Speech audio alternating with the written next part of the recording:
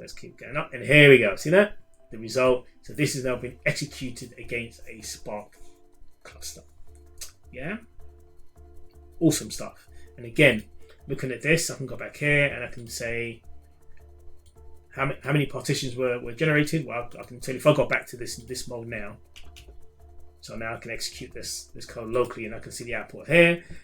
This simply by doing (8) here really specifies that I want this 100 elements, integer elements, to split across 8 partitions. That's really what that 8 means. Okay. By default, it'll be 2. So if I left it there, it'll be 2, only because I'll specify local 2.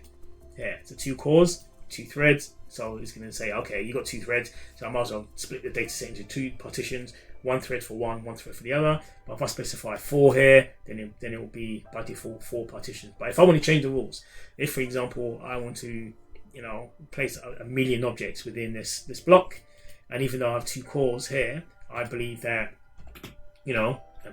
8 partitions is good enough. Then yeah, 8 partitions will be created, and then in that case, 2 threads will still spin up. But those 2 threads will tackle the first 2 partitions, and then as soon as one of them is finished, that thread will be freed up to then tackle the 3rd partition, and it will keep on cycling that way until all 8 partitions has been complete.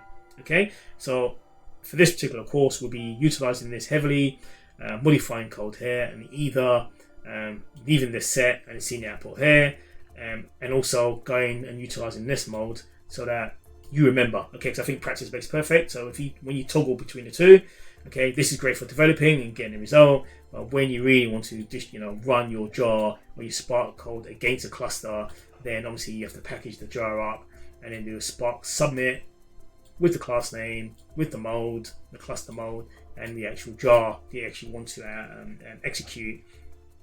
And then that'll be executed against the cluster. Okay, so that's it for this video.